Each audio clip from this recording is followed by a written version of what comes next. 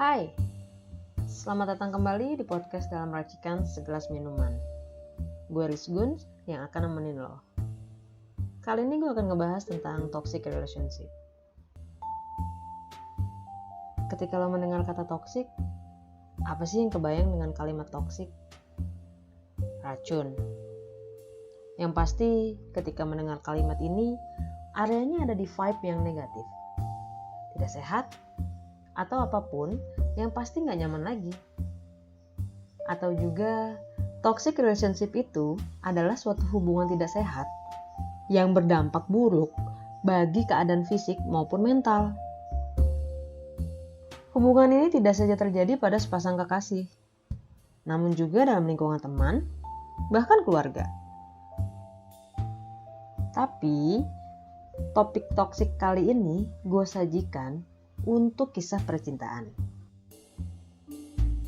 Obrolan kali ini semoga relate buat lo yang sedang mencari tahu apa yang dimaksud dengan hubungan yang toksik.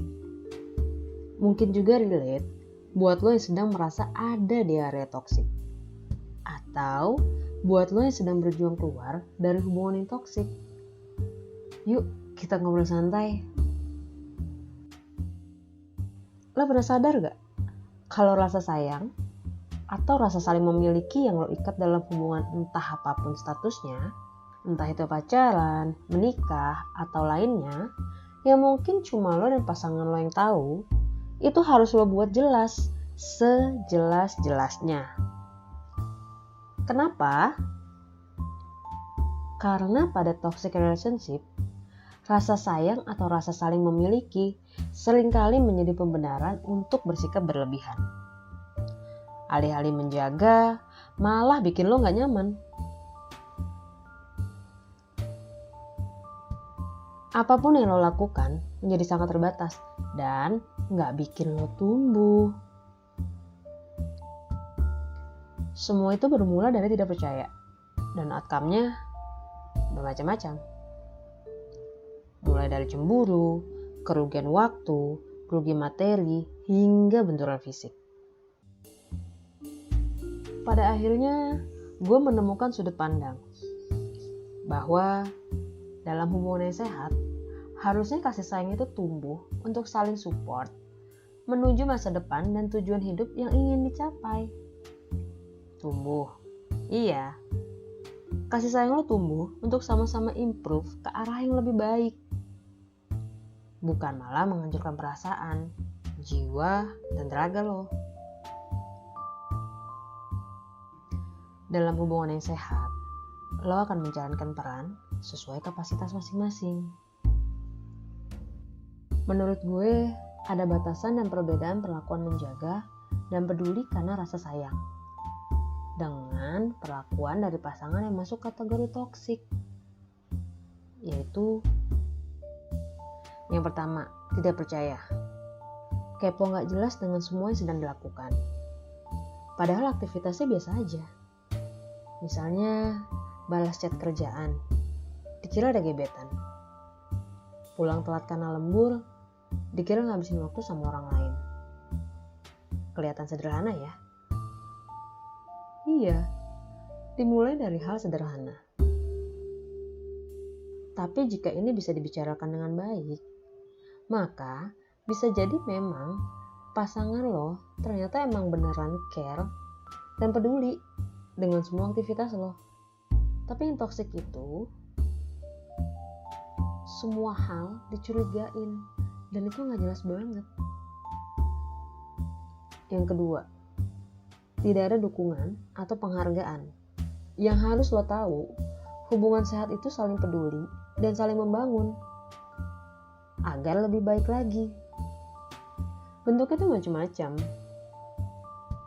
Bagi lo yang sekarang sedang kuliah, maka harusnya lo didukung dalam menyelesaikan perkuliahan lo. Buat lo yang lagi kerja, harusnya lo didukung agar lo improve di kerjaan lo. Tapi hubungan yang toksik itu gak peduli apa yang lo hadapi dan yang lo jalani. Yang ketiga adalah komunikasi. Lo tahu gak? komunikasi di hubungan yang toksik itu berantakan banget. Tiap mau ngobrol atau chat, lama-lama males. Ya gitulah, karena sering timbul pertengkaran, bahkan ada tekanan, yang jika dibiarkan dalam waktu yang lama, meninggalkan kesal, marah, benci, kecewa, bahkan bisa jadi dendam. Yang keempat adalah dominan.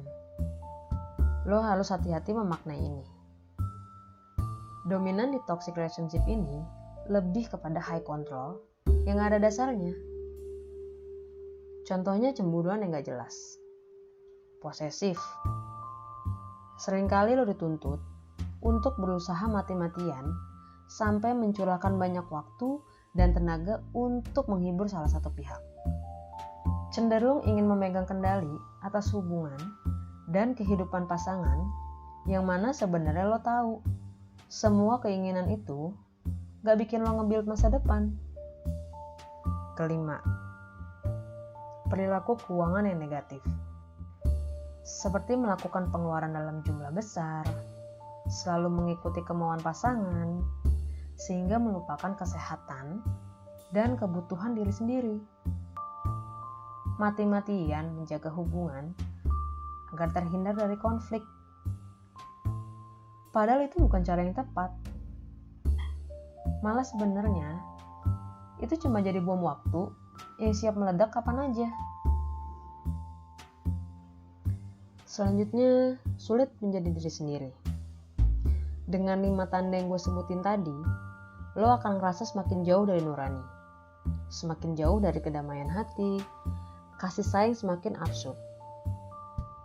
Lo akan masuk di tahap confused, bingung.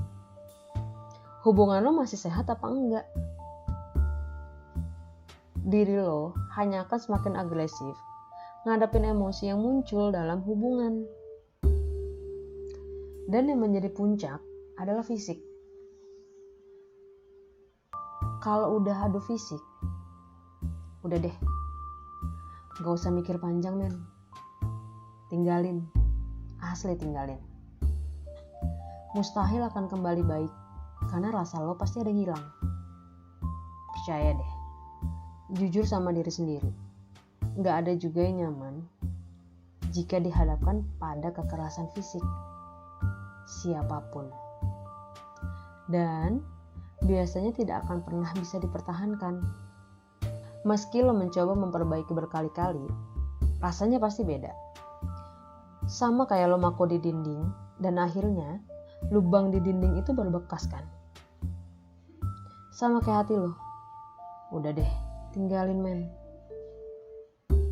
Lo harus berjuang keluar dari kondisi itu. Sebagai obrolan sharing, gue juga mau ngajak lo yang lagi berada atau berjuang pada hubungan yang sedang lo jalani. Pahami dulu, apakah hubungan lo memang berada di area toksik? Apa benar pasangan lo toksik? Atau mungkin lo yang toksik? Atau bisa jadi sebenarnya lo gak berada di area ini. Mungkin pertengkaran atau keadaan hubungan yang lagi dingin sebenarnya emang lagi diuji aja. Percaya, hati gak akan bohong. Gue mungkin bukan orang yang tepat untuk menjelaskan toxic relationship ini. Tapi satu hal, gue sudah pernah berada dan berhasil keluar dari hubungan yang toksik. Kalau aja waktu bisa gue atur ulang, gue gak akan pernah mau ada di situ. Tapi bagaimanapun, gue tetap berterima kasih pada waktu dan peristiwa yang membuat gue memperbaiki semuanya ke depan. Seperti segelas mojito ini. Menurut gue, cukup mewakili semua yang pernah gue lewati. Asamnya lime, keramatnya soda, manisnya simple sirup, daun mint yang khas berpadu menjadi kesegaran tersendiri. Mojito akan gue nikmati lagi, dan lagi. Tapi untuk toxic relationship, enggak deh. Enough.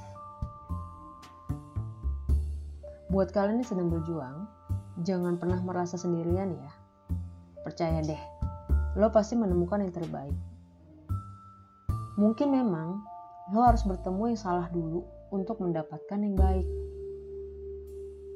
Lo harus salah dulu untuk tahu yang benar. Lo harus tahu dulu luka sebelum lo bahagia. Life must go on.